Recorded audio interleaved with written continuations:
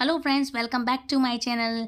तो आज हम बात करेंगे शिव महापुराण के अध्याय 9 के बारे में। कल बात की थी अध्याय 8 के बारे में। तो कल हमने कथा छोड़ी थी नंदी को शिव तत्व का बोध कराकर गण प्रेतों के साथ वहां से प्रसन्नता पूर्वक अपने स्थान को महादेव चले गए, है ना। अपने स्थान को लौट गए, परंतु उनका चित्त शिव द्रोह में ही तत्पर था। अब इसके आगे की कथा हम सुनेंगे, ठीक है। तो उस समय रुद्र को श्राप दिए जाने की घटना का स्मरण करके दक्ष सदा महान रोष से भरे रहते थे।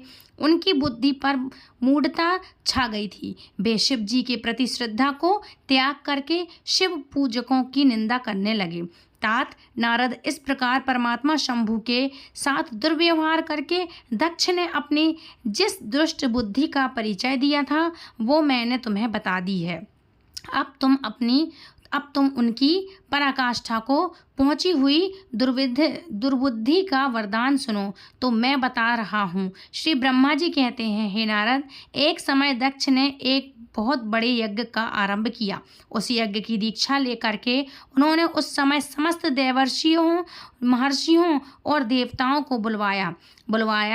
वे सभी उस यज्ञ में पधारे। अगस्त्य, कश्यप, अत्रि, वामदेव, भृगु, दधीचि, भगवान व्यास, भारद्वाज, गौतम, पौल, पराशर, गर्ग, भार्गव, कुकुस, सिंह, सुमंतनु, चित्रक, त्रिक, कंक और वैशंपायन, यह तथा सब बहुत असंख्य मुनि अपने स्त्री पुरुषों के साथ मेरे पुत्र दक्ष के यहाँ यज्ञ में हर्षपूर्वक सम्मिलित हुए। उनके सिवा समस्त देवगण, महान अभ्युदय शैली, लोकपाल गण और सभी उपदेवता अपनी उपकार सैन्य शक्ति के साथ वहां पधारे थे। दक्ष ने प्रार्थना करके सदल बल मुझे विश्व स्पृष्ठा पराकाष्ठा ब्रह्मा को भी सत्यलोक से बुलवाया था। इसी तरह भांति भांति के सादर प्रार्थना करके वैकुंठ लोक से भगवान विष्णु भी उस यज्ञ में बुलाए गए थे। शिवद्रोही दुरात्मा दक्ष ने उन सबका बड़ा सत्कार किया। विश्वकर्मा ने अत्यंत दीप्तिमान, विशाल और बहुमूल्य दिव्य भवन बनवाए थे। दक्ष ने वे ही भवन समाग अतिथियों को ठहरने के लिए दिए। सभी लोग सम्मानित हो उन संपूर्ण भवनों में यथा योग्य स्थान पाकर ठहरे हुए थे। दक्ष का वह महायज्ञ उस समय कनखल नामक तीर्थ में हो रहा था। उसमें दक्ष ने भृगु आदि तपोधर को निर्द्विज बनाया। संपूर्ण मरुत गणों के साथ स्वयं भगवान विष्णु उनके अधिष्ठाता बने थे। भगवान विष्णु वेद त्रय की विधि को दिखाने या बताने वाला ब्रह्म बना था। इसी तरह संपूर्ण दिक्पाल अपने आयुध और परिवारों के साथ द्वारपाल और रक्षक बने थे और सदा कौतूहल पैदा करते थे। स्वयं यज्ञ सुंदर रूप धारण करके दक्ष के उस यज्ञ मंडल में उपस्थित था। महामुनियों में श्रेष्ठ सभी महर्षि स्वयं वेदों के धारण करने वाले हुए। अग्नि ने भी उस यज्ञ महोत्सव में शीघ्र ही हाविष्य ग्रहण करने के लिए अपने सहस्त्र रूप प्रकट किए थे। वहाँ 88,000 ऋत्विज एक साथ हवन करते थे। 64,000 देवर्षि उग्र थे। अर्धवम ही थे। नारद आदि देवर्षि और सप्तऋषि पृथक पृथक गाथा गान कर रहे थे। दक्ष ने अपने उस महायज्ञ में गंधर्व विद्याधर सिद्धों 12 आदित्य उनके यज्ञों तथा नागलोक में चढ़ने वाले समस्त नागों का भी बहुत ही बड़ी संख्या में वर्ण किया था। ब्रह्मा, ऋषि, महर्षि, राजर्षि और देवर्षियों के समुदाय तथा बहुसंख्य नरेश भी उनमें आमंत्रित थे, जो अपने मंत्री मित्रों और सेनाओं के साथ वहां पर पधारे हुए थे। यजमान दक्ष ने उस यज्ञ में वसु आदि समस्त गण देवताओं का भी वर्णन किया था। कौतुक और मंगलाचार करके जब दक्ष ने यज्ञ की दीक्षा ली, तब उनके लिए बारंबार अस्त्विक वाचन किया जाने लगा। तब वे अपनी पत्नी के साथ बड़ी शोभा पाने लगे। इतना सब करने पर भी दुरात्मा दक्ष ने उस यज्ञ में भगवान शंभु को आमंत्रित नहीं किया। उनकी दृष्टि में कपालधारी होने के कारण वे निश्चय ही यज्ञ में भांग पीने योग्य नहीं थे। सती प्रजापति दक्ष की प्रिय पुत्री थी, तब भी कपाली की पत्नी होने के कारण दोषदर्शी दक्ष ने उन्हें अपने यज्ञ में नहीं बुलाया। इस प्रकार जब दक्ष का वह यज्ञ महोत्सव आरंभ हुआ और यज्ञ मंडप में आए हुए सभी ऋत्विज अपने अपने कार्य में संलग्न हो गए, उस समय वहां भगवान शंकर को उपस्थित न देखकर शिव भक्त दधीजी का चित्त अत्यंत उद्विग्न हो उठा और वे इस प्रकार बोले, मुख्य देवताओं और महर्षियों, आप सभी लोग प्रशंसापूर्वक मेरी बात सुने। इस यज्ञ महोत्सव में भगवान शंकर नहीं आए हैं। इसका क्या कारण है? यद्यपि यह देवेश्वर, बड़े बड़े मुनि और लोकपाल तो यहाँ पधारे हैं, तथापि उन महात्मा पिनाक पाण शंकर के बिना यह यज्ञ अधिक शोभा नहीं पा रहा है। बड़े बड़े विद्वान कहने लगे कि मंगलमय भगवान शिव की कृपा दृष्टि से ही समस्त मंगल कार्य संपन्न होते हैं। जिनका ऐसा प्रभाव है वो बे प्राण पुरुष वृषभ ध्वज परमेश्वरी श्री नीलकंठ क्यों नहीं दिखाई दे रहे हैं। दक्ष जिनके संपर्क में आने पर अथवा जिनके स्वीकार कर लेने पर अमंगल भी मंगल हो जाते हैं और जिनके 15 नेत्र से देखे जाने पर बड़े बड़े नगर तत्काल मंगलमय हो जाते हैं, उनका इस यज्ञ में न होना अत्यंत आवश्यक है। इसलिए तुम्हें स्वयं ही परमेश्वरी शिव को यहाँ शीघ्र बुलाना चाहिए, अथवा ब्रह्म प्रभावशाली भगवान विष्णु, देवराज इंद्र, लोकपाल गणों, ब्राह्मणों और सिद्धों की सहायता से सर्वथा प्रयत्न करके इस समय यज्ञ की पूर्ति के लिए तुम्हें भगवान शंकर को यहाँ ले आना चाहिए। आप सब लोग उस स्थान पर जाएं जहाँ महेश्वर देव विराजमान हैं, वहाँ से दक्ष नंदिनी सती के साथ भगवान शंभु को यहाँ तुरंत ले आइए। हे देवेश्वर, दंभा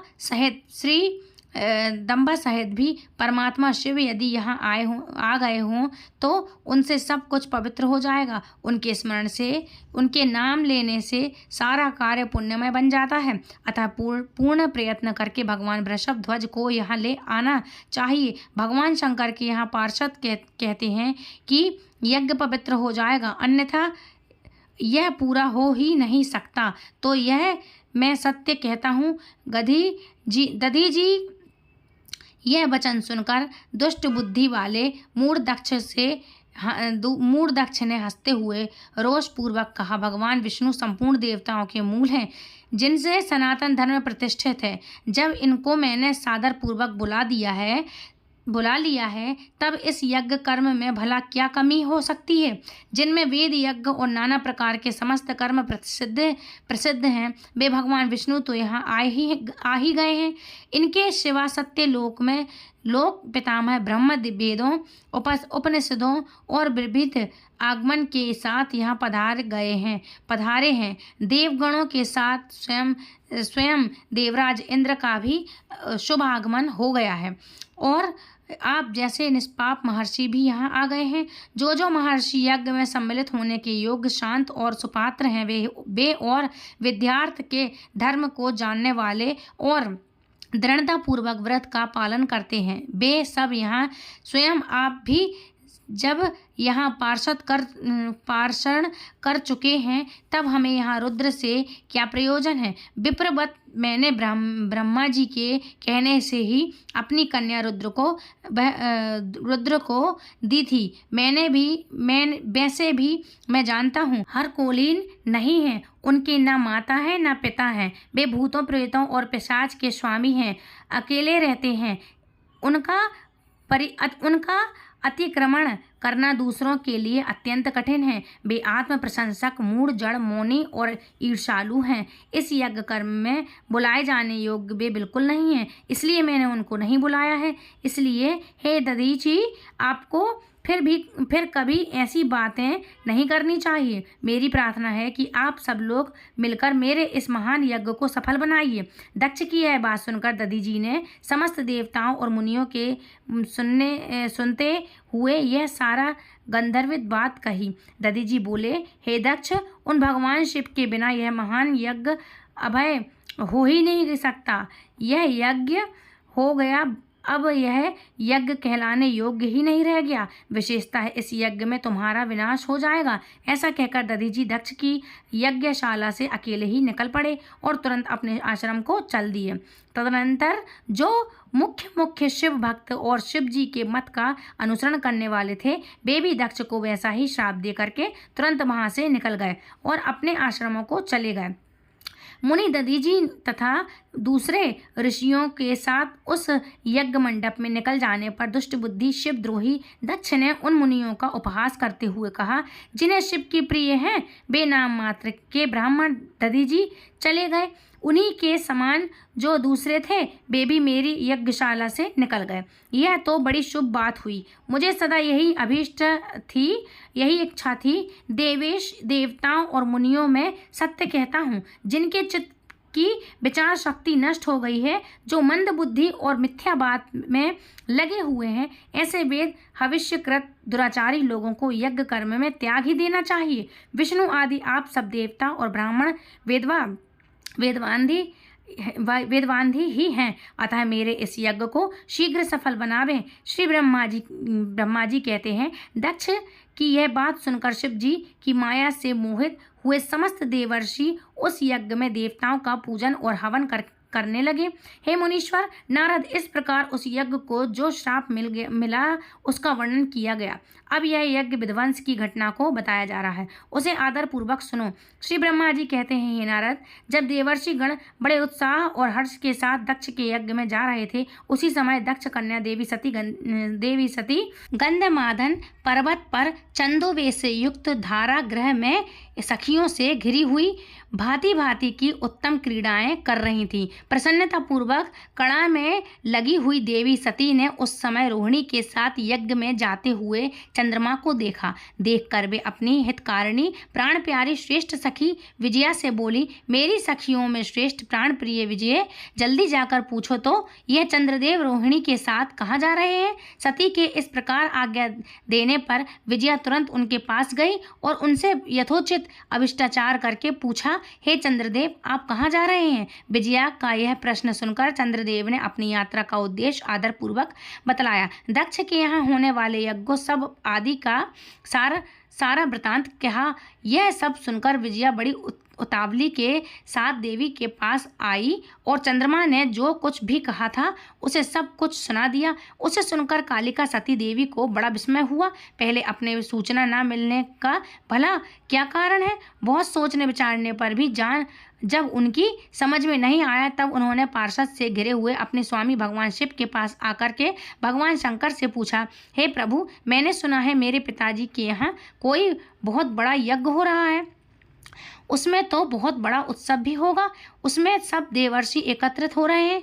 हे देवेश्वर, पिताजी के उस महान यज्ञ में चलने की रुचि फिर आपको क्यों नहीं हो रही। इस विषय में जो बात हो वह सब मुझे बतलाइए। महादेव सुहृदय का यह धर्म है कि वे सुहृदय के साथ मिले जुले यहाँ मिलन उनके महान प्रेम को बढ़ाने वाला होता है। अतः हे प्रभु, मेरे स्वामी, आप मेरी प्रार्थना मानकर सर्वथा प्रयत्न करके मेरे साथ पिताजी की यज्ञशाला में आज ही चलिए। सती जी की यह बात सुनकर भगवान महेश्वर देव, जिनका हृदय दक्ष के ग्रहण बाणों से घायल हो चुका था, मधुर वाणी में बोले, हे देवी, तुम्हारे पिता दक्ष मेरे विशेष द्रोही हो गए हैं।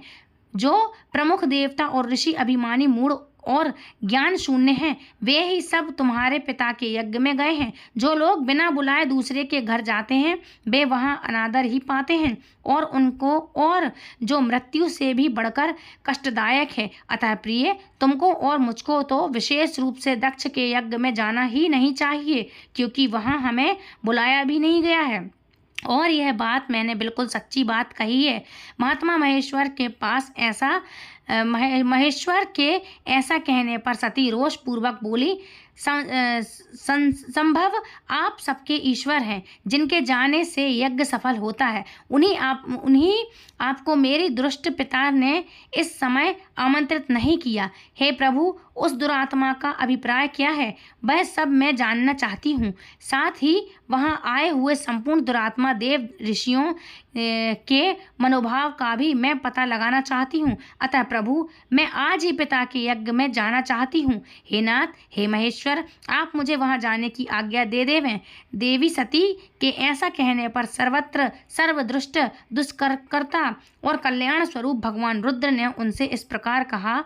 शिव ने कहा, उत्तम व्रत का पालन करने वाली देवी, यद्यपि इस प्रकार तुम्हारी रुचि वहाँ अवश्य जाने के लिए हो रही होगी और हो गई है, तो फिर मेरी आज्ञा से तुम शीघ्र अपने पिता के यहाँ यज्ञ में जाओ। ये नंदी वृषभ सुसज्जित है। तुम एक महारानी के अनुरूप राज उपचार के साथ लेकर के साधन इस पर सवार होकर के, मतलब नंदी पर सवार होकर के बहुअसंख्यक प्रमथ गणों के साथ यात्रा करो और जाओ। देवी, इस विभूषित वृष पर अरुण हो जाओ। रुद्र के इस प्रकार आज्ञा देने पर सुंदर आभूषणों से अलंकृत सती देवी सब साधनों से युक्त हो पिता के घर की ओर चल दी। परमात्मा शिव ने उन्हें सुंदर वस्त्र, आभूषण और परम उज्ज्वलित छत्र, चंवर, चाम आदि महाराजों चित उपचार दिए और भगवान शिव की आज्ञा से 6,000 रुद्र गण बड़ी प्रसन्नता पूर्वक और महान उत्सव के साथ कौतूहल पूर्वक सती के साथ गए। उस समय वहां यज्ञ के लिए यात्रा करते समय सब और महान उत्सव होने लगा। महादेव जी के गणों ने शिव प्रिया सती के लिए बड़ा भारी उत्सव रचाया। वे सभी गण कौतूहल पूर्व कार्य करने और सती और शिव के यश को गाने लगे। शिव जी के प्रिय और महान वीर प्रथम गण प्रसन्नता पूर्वक उछलते कूदते चल रहे थे। जगदम्बा की यात्रा काल में सभी प्रकार से बड़ी भारी शोभा हो रही थी। उस समय जो समुदाय जय जयकार आदि का शब्द प्रकट हुआ, उससे तो तीनों लोग गूंज उठे। श्री ब्रह्मा जी कहते हैं, हे नारद, दक्ष कन्या सती उस स्थान पर गई जहाँ वह महान प्रकाश से युक्त यज्ञ हो रहा था। वहाँ देवता, असुर और मुनेन्द्र आदि के द्वारा कौतूहल पूर्वकार हो रहे थे। सती ने वहाँ अपने पिता के भवन को नाना प्रकार की आश्चर्यजनक वस्तुओं से संपन्न, उत्तम से परिपूर्ण, मनोहर तथा देवताओं और ऋषियों के समुदाय से भरा हुआ देखा। देवी सती भवन के द्वार पर जाकर खड़ी हो गईं और अपने वाहन नंदी से उतरकर अकेले ही शीघ्रता पूर्वक यज्ञशाला के भीतर चली गईं। सती को आई देख उनकी यशस्विनी माता अनकी अर्थात वीर ने और बहनों ने उनका यशोचित आदर सत्कार किया, परंतु दक्ष ने उन्हें देखकर कुछ भी आदर नहीं किया और उन्हीं के भय से शिवजी की माया से मोहित हुए दूसरे लोग भी उनके प्रति आदर का भाव न दिखा सके। हे मुनि, सभी लोगों के द्वारा तिरस्कार प्राप्त होने से सती देवी को बड़ा विस्मय हुआ। तब भी उन्होंने अपनी माता पिता के चरणों में मस्तक झुकाकर उस यज्ञ में सती ने विष्णु आदि देवताओं के भाग देखे, परंतु शंभु का भाग उन्हें कहीं नहीं दिखाई दिया। तब सती ने दुख सह क्रोध प्रकट किया। अपमानित होने पर भी रोष से भरकर सभी लोगों की ओर क्रूर दृष्टि से देखती और दक्ष को जलाती हुई कहने लगी, प्रजापति, आपने परम मंगलकारी भगवान शिव को इस यज्ञ में क्यों नहीं बुलाया, जिनके द्वारा यह संपूर्ण चराचर जगत पवित्र होता है, जो स्वयं ही यज्ञताओं में श्रेष्ठ यज्ञ के अंग, यज्ञ की दक्षिणा और यज्ञकर्ता यजमान है। उन भगवान शिव के बिना यज्ञ की सिद्धि भला कैसे हो सकती है। अहो, जिनके स्मरण करने मात्र से सब कुछ पवित्र हो जाता है, उन्हीं के बिना किया हुआ यह सारा यज्ञ अपवित्र हो जाएगा। द्रव्य, मंत्र आदि हव्य और क्या यह सब जिनके स्वरूप हैं, उन्हीं भगवान शिव के बिना इस यज्ञ का आरंभ कैसे किया किया गया? क्या आपने भगवान शिव को सामान्य देवता समझकर उनका अनादर किया है? आज उनकी बुद्धि भ्रष्ट हो गई है, इसलिए आप पिता होकर भी मुझे अधम जज रहे हैं। अरे यह विष्णु और ब्रह्म आदि देवता तथा मुनि अपने प्रभु भगवान शिव के बिना आए हुए मैं कैसे चले गए? बिना आए हुए में बिना बुलाए ये लोग कैसे चले आए?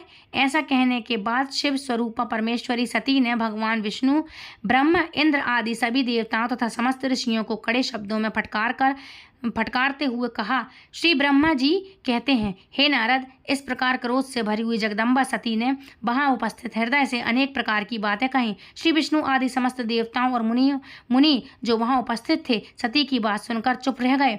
अपनी पुत्री के ऐसे वचन सुनकर कुपित हुए दक्ष ने सत्य की ओर क्रूर दृष्टि से देखा और इस प्रकार कहा, भद्रे, तुम्हारे कहने से बहुत क्या लाभ? इस समय यहाँ तुम्हारा कोई काम नहीं है, तुम जाओ या ठहरो, यह तुम्हारी इच्छा पर निर्भर है। तुम यहाँ आई ही क्यों?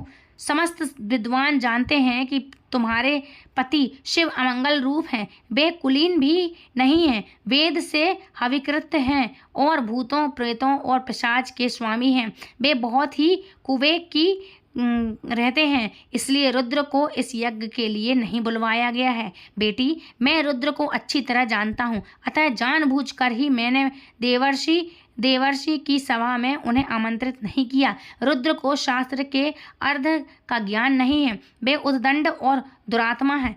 मुझ मूढ़ पापी ने ब्रह्मा जी के कहने से उनके साथ तुम्हारा विवाह कर दिया था, अतः सुच समेत तुम क्रोध छोड़कर शांत हो जाओ। इस यज्ञ में तुम आ गई हो तो स्वयं अपना भाग ग्रहण करो। दक्ष के ऐसे कहने पर उनकी त्रिभुवन पूजिता पुत्री सती ने शिव जी की निंदा करने वाले अपने पिता की ओर जब दृष्टिपात किया तब उनका रोष और भी बढ़ गया। वे मन ही मन सोचने लगी कि अब मैं शंकर जी के पास कैसे जाऊंगी। यदि शंकर जी के दर्शन की इच्छा से वहां गई और उन्होंने यह समाचार पूछा तो मैं क्या कहूँगी, मैं क्या उत्तर दूंगी। तदंतर तीनों लोगों की जननी सती रोष वेश से युक्त होकर के लंबी लंबी सांस खींचती हुई अपने दुष्ट हृदय पिता दक्ष से बोली, जो महादेव की निंदा करता है अथवा जो उनकी होती हुई निंदा को सुनता है, वे दोनों तब तक नरक में पड़े रहते हैं जब तक चंद्रमा और सूर्य विद्वान हैं। अतः हे तात, मैं अपने शरीर को त्याग दूंगी, जलती अग्नि में प्रवेश कर जाऊंगी। अपने स्वामी का नादर सुनकर अब मुझे अपने इस जीवन की रक्षा से क्या प्रयोजन। यदि कोई समर्थ हो तो वह स्वयं विशेष यत्न करके शंभु की निंदा करने वाले पुरुष की जीभ को बलपूर्वक काट डाले, तभी वह शिव निंदा श्रवण के पास से शुद्ध हो सकता है और उसमें कोई संशय नहीं। और अगर कुछ करने में असमर्थ हो तो वह बुद्धिमान पुरुष को चाहिए कि वह दोनों कान बंद करके चुपचाप वहां से निकल जाएं। इससे वह शुद्ध रहता है, दोष का भागी नहीं होता। ऐसा श्रेष्ठ विद्वान कहते हैं कि इस प्रकार धर्म नीति बताने वाली सती को अपने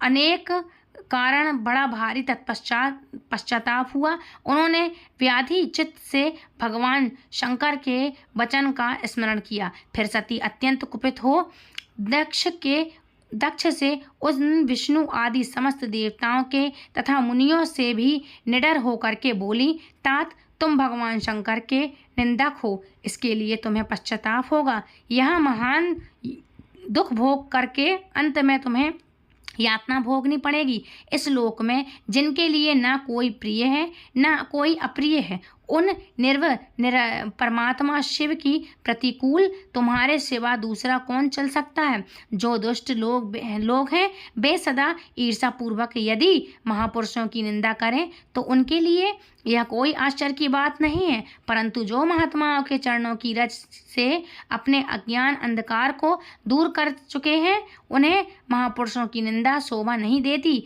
जिनका शिव यह 2 अक्षरों का नाम कभी बातचीत के प्रसंग से मनुष्य की वाणी द्वारा एक बार भी उच्चारित हो जाए तो वह संपूर्ण पाप राशि को शीघ्र ही नष्ट कर देता है। उन्हीं पवित्र कीर्ति वाले निर्मल शिव में से तुम द्वेष करते हो? आश्चर्य है। वास्तव में तुम अंश अर्थात अमंगल रूप हो। महापुरुषों के महारूपी मधुकर ब्रह्मानंदमय रस का पान करने की इच्छा से जिनके सर्वार्थदायक चरण कमलों की निरंतर सेवन किया करते हैं, उन्हीं से तुम मूर्खता वश द्रोह करते हो। जिन्हें तुम नाम से शिव और काम से अश्मित मानते हो, उन्हें क्या तुम्हारे सिवा दूसरे विद्वान नहीं जानते? ब्रह्मा आदि देवता, सनक आदि मुनि तथा अन्य ज्ञानी क्या उनके स्वरूप को नहीं समझते? उदार बुद्धि भगवान शिव जटा फैलाए, कपाल धारण किए, शमशान में भूतों के साथ प्रसन्नता पूर्वक रहते तथा भस्म और नरमुंड की माला धारण करते हैं।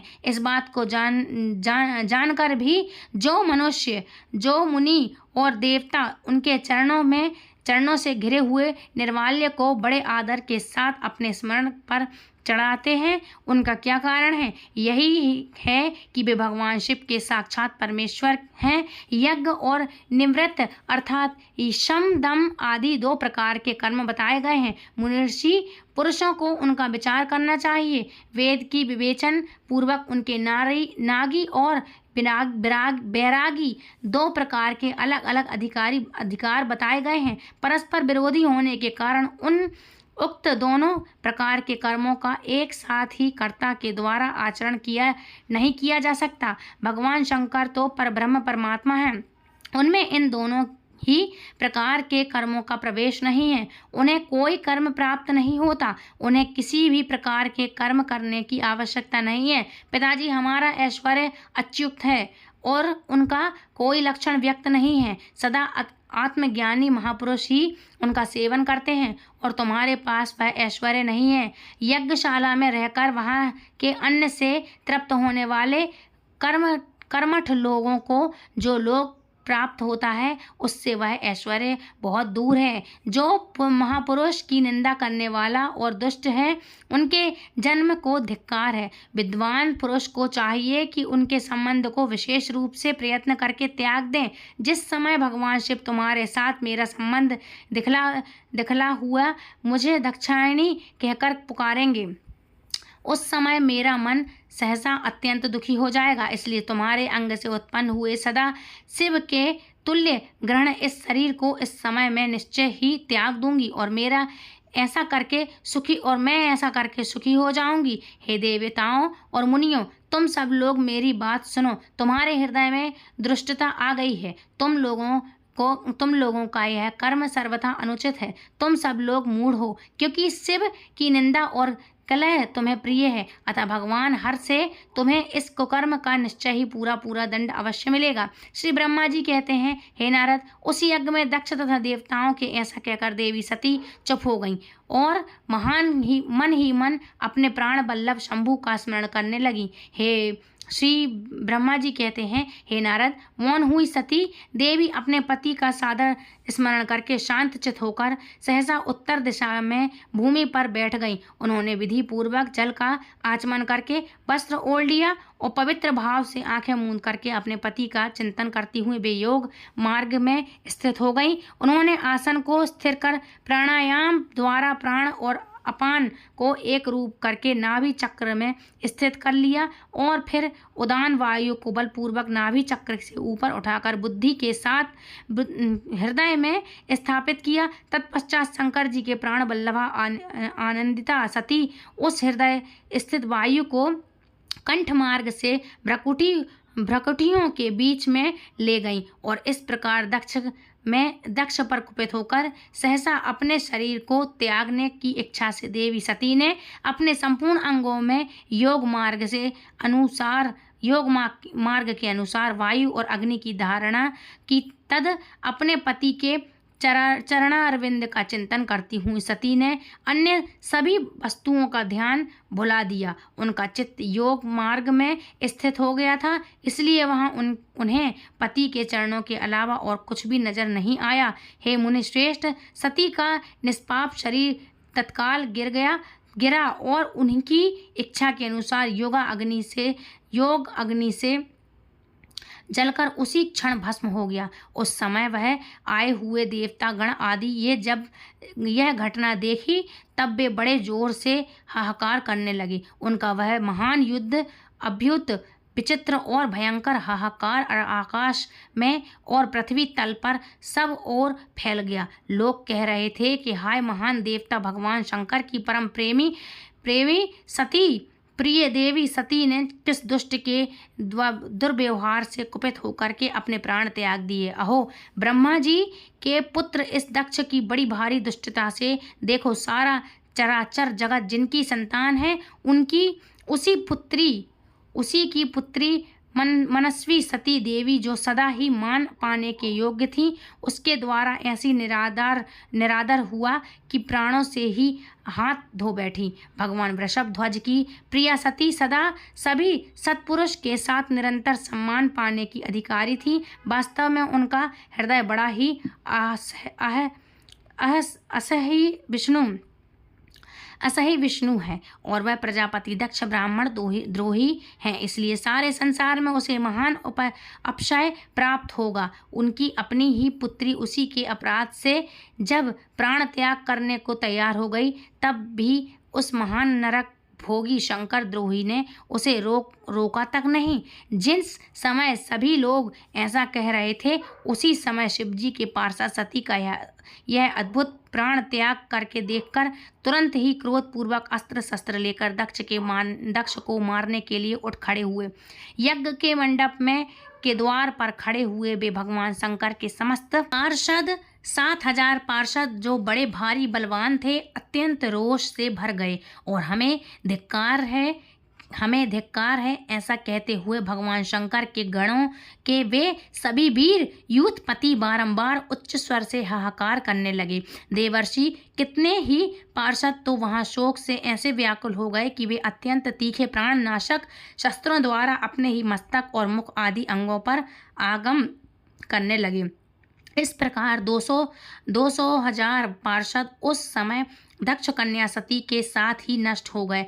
वहाँ एक अद्भुत सी बात हुई। नष्ट होने से बचे हुए महात्मा शंकर के वे प्रमित गण क्रोध युक्त दक्ष को मारने के लिए हथियार लिए उठ खड़े हुए। हे मुने, उन आक्रमणकारी पार्षदों का वेग सुनकर भगवान भृगु ने यज्ञ में विघ्न डालने वालों का नाश करने के लिए नियत अपहड़ असुर रक्षा सवेदी सद इस जुर मंत्र से दक्षिणा अग्नि में आहुति दे दी। भृगु जी के आहुति देते ही यज्ञ कुंड में ऋभु नामक शस्त्र महान देवता, जो बड़े प्रबल वीर थे, वहां प्रकट हो गए। उन्हें महेश्वरी हे मुनीश्वर, उन सभी के हाथों में जलती हुई लकड़ियां थी। उनके साथ प्रमुख गणों का अत्यंत विकट युद्ध हुआ और ऐसा भयंकर युद्ध हुआ जो सुनने वालों के भी रोंगटे खड़े कर देने वाला था। उन ब्रह्म तेज से संपन्न महावीर ऋभु की ओर से ऐसी मार पड़ी जिससे प्रेमित गण बिना अधिक प्रयास के ही भाग खड़े हुए। इस प्रकार उन देवताओं ने उन शिव गणों को तुरंत मार भगाया। यह अद्भुत सी घटना भगवान शिव की महाशक्ति इच्छा से हुई। यह सब देखकर ऋषि इंद्रदेव, मरुत गण, विश्वदेव, अश्विनी कुमार और लोकपाल चुप रहे। कोई सब ओर से आकर वहां भगवान विष्णु से प्रार्थना करते थे कि किसी तरह ये विध्वंस टल जाए। वे उद्वेग होकर के बारंबार विघ्न निवारण के लिए आपस में ही सलाह करने लगे। परमत गणों की नाश और भगाए जाने से जो भावी परिणाम होने वाला था, उसका भली भांति विचार करके उत्तम बुद्धि वाले विष्णु आदि देवता असत्य उद्विग्न होते थे। हे मुनि, इस प्रकार दुरात्मा शंकर द्रोही ब्रह्मा बंधु दक्ष के यज्ञ में उस समय बड़ा भारी विघ्न उत्पन्न हो गया, बड़ा भारी विघ्न उपस्थित हो गया। श्री ब्रह्मा जी कहने लगे, हे नारद, इस बीच वहाँ दक्ष तथा देवताओं आदि के सुनते हुए आकाशवाणी ने यह यथार्थ बात कही। रे दुराचारी दक्ष रे, ओ दंभाचार परायण महामूढ़ ये तूने कैसा अनर्थकारी कर्म कर डाला ओ मूर्ख। शिव भक्त राजधीज के कथन को जो भी तूने प्रमाणित नहीं माना, जो तेरे लिए सभी प्रकार के आनंददायक और मंगलकारी था, वे ब्रह्मांड देवता तुझे दुस्सह श्राप देकर तेरी यज्ञशाला से निकल गए। तब भी तू मौन से अपने मन कुछ ही नहीं समझा। उसके बाद तेरे घर में अमंगल सती देवी स्वतः पधारी, जो तेरी अपनी ही पुत्री थी, किंतु तूने उन मंगलमयी सती का भी अनादर कर डाला, उनका भी परम आदर नहीं किया। ऐसा क्यों हुआ? ज्ञान दुर्बल दक्ष, तूने सती और महादेव जी की पूजा नहीं की। यह क्या कर दिया? मैं ब्रह्मा जी का बेटा हूँ ऐसा समझकर तोता व्यर्थ में ही घमंड में भरा रहता है। ऐसा इसलिए तुझ पर मोह छा गया है कि वे सती देवी ही सत्व पुरुष और आराध्य देवी हैं, अथवा सदा आराधना करने के योग्य हैं। वे समस्त पुण्य का फल देने वाली हैं, तीनों लोगों की माता, कल्याणकारी, कल्याण स्वरूपा और भगवान शंकर के आधे अंग में निवास करने वाली हैं। वे सती देवी ही पूजित होने पर सदा संपूर्ण सौभाग्य प्रदान करने वाली हैं। वे ही परमेश्वरी की शक्ति हैं और अपने भक्तों को सभी प्रकार के मंगल देती हैं। वे सती देवी ही पूजित होने पर सदा संसार के भय को दूर करती हैं, मनवांछित फल देती हैं और वे ही समस्त उपद्रवों को नष्ट कर डालने वाली देवी हैं। वे सती ही सदा पूजित होने पर कीर्ति और संपत्ति प्रदान करती हैं। वे ही परम शक्ति और भोग को, मोक्ष को प्रदान करने वाली परमेश्वरी हैं। वे सती ही जगत को जन्म देने वाली, जगत की रक्षा करने वाली, अनादि शक्ति और प्रलय काल में जगत का संहार करने वाली वे ही माता जगदम्बा सती हैं। भगवान विष्णु की माता रूप से सुशोभित होने वाली यथा ब्रह्मांड, इंद्र, अग्नि और सूर्यदेव आदि की भी जननी मानी गई हैं। वे ही सती ही तप, धर्म और दान आदि का फल देने वाली हैं। वे ही शंभु, शक्ति, महादेव और दुष्टों का हनन करने वाली हैं। परमात्मा शक्ति है। ऐसी महिमा वाली सती देवी जिनकी सदा प्रिय धर्म पत्नी है, उनका भगवान महादेव को तूने यज्ञ में भंग कर दिया।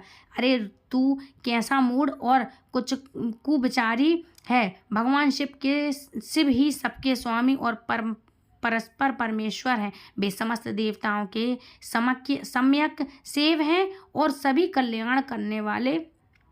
कल्याण करने वाले हैं। इन्हीं के दर्शन की इच्छा सिद्ध पुरुष तपस्या करके क्या करते हैं और उन्हीं के साक्षात्कार की अभिलाषा मन में लेकर योगी लोग साधना में प्रवृत्त होते हैं। आनंद, धन, धान्य और यज्ञ याग आदि का सबसे महान फल यही बताया गया है। भगवान शंकर का दर्शन सुलभ हो। शिव ही जगत का धारण पोषण करने वाले हैं और वे ही समस्त विद्याओं के पति और सब कुछ करने वाले समर्थ हैं। आदि विद्या के श्रेष्ठ स्वामी और समस्त मंगलों के भी मंगल हैं। दुष्ट दक्ष, तूने उनकी शक्ति का आज सत्कार नहीं किया, इसलिए इस यज्ञ का विनाश हो जाएगा। पूजनीय व्यक्तियों की पूजा न करने से अमंगल होता है और तूने परम पूज्य शिव स्वरूपा सती का पूजन नहीं किया था। अपने सहस्त्र मस्तकों से प्रसन्नता पूर्वक जिनके चरणों की रज धारण करते हैं जो देवी देवता, उन्हीं भगवान शिव की शक्ति सती देवी की, जिनके चरण कमलों की निरंतर ध्यान और सादर पूजन करके ब्रह्मा जी ब्रह्म तत्व को प्राप्त हुए हैं, उन्हीं भगवान शिव की प्रिय पत्नी सती देवी थी, जिनके चरण कमलों का निरंतर ध्यान और सादर पूजन करके इंद्र आदि लोकपाल अपने उत्तम पद को प्राप्त हुए हैं। वे भगवान शिव संपूर्ण जगत के पिता हैं और शक्ति स्वरूपा सती देवी जगत की माता कही गई हैं। अरे मूढ़ दक्ष, तूने उन माता पिता का सत्कार नहीं किया, फिर तेरा कल्याण कैसे होगा? तुझ पर दुर्भाग्य का आक्रमण हो गया है रे दक्ष, और तुझ पर विपत्तियां टूट पड़ी क्योंकि तूने उस भगवानी सती और भगवान शंकर की भक्ति भाव से आराधना नहीं की। कल्याणकारी शंभु का पूजन न करके भी मैं कल्याण का भागी हो सकता हूँ। तेरा यह कैसा गर्व है? यह दरबार गर्व आज नष्ट हो जाएगा। देख, इन देवताओं में से कौन ऐसा है जो सर्वेश्वर शिव से विमुख होकर तेरी सहायता करेगा? तुझे तो ऐसा कोई देवता नहीं दिखाई देता। यदि देवता इस समय तेरी सहायता करें तो जलती आग से देखने वाले पतंगों के समान दुख ही नष्ट हो जाएंगे। आज तेरा मुँह जल जाए, तेरे यज्ञ का नाश हो जाए, और जितने तेरे सहायक हैं वे भी आज ही शीघ्र ही जल मरे। इस दुरात्मा दक्ष की जो सहायता करने व उस समस्त देवगणों देवताओं के लिए आज ही शपथ है, वे तेरे अमंगल के लिए ही तेरी सहायता से विरत हो जाएं। समस्त देवता इस यज्ञ मंडप से निकलकर अपने अपने स्थान को चल दिए, अन्यथा सभी लोगों का सभी प्रकार से नष्ट हो जाता, वो नाश हो जाता उनका। अन्य सब मुनि और नाग आदि भी इस यज्ञ से निकल जाएं, अन्यथा आज सभी लोगों का सर्वथा नाश हो जाएगा। हे श्री हरि और विधाता, आप लोग भी इस यज्ञ मंडप से निकल जाइए। श्री ब्रह्मा जी कहते हैं, हे नारद, संपूर्ण यज्ञशाला में बैठे हुए लोगों से ऐसा कहकर सबका कल्याण करने वाली वह आकाशवाणी मौन हो गई। जय भोलेनाथ। आज की कथा समाप्त हुई। उम्मीद है आज की वीडियो आपको पसंद आई होगी। यदि वीडियो पसंद आए तो प्लीज़ वीडियो को लाइक शेयर कमेंट करें। चैनल सब्सक्राइब करना बिल्कुल ना भूलें। चैनल सब्सक्राइब करें तो बेल आइकन को ऑल पे प्रेस करें ताकि आने वाली नोटिफिकेशन सबसे पहले आप तक पहुंच जाए। तो फ्रेंड्स, आज का अध्याय माँ सती का जब विध्वंस, माता सती जब अपने आप को जलाती हैं हवन कुंड में, तब दक्ष का विध्वंस करती हैं, तो कैसी लगी आपको ये कथा तो प्लीज़ मुझे कमेंट करके यस जरूर लिखिएगा। यदि ये कथा आपको पसंद है तो यस लिखना, और कहाँ से देख रहे हैं तो प्लीज़ हर हर महादेव की आप हाजिरी जरूर लगाना। ठीक है, तो फ्रेंड्स मिलते हुए ऐसी किसी और अच्छी सी चरित्र के बारे में नेक्स्ट अध्याय में, तो कल मिलूंगी। तब तक के लिए फ्रेंड्स राधे राधे, हरे कृष्णा, जय जय शिव शंभू, हरि बोल।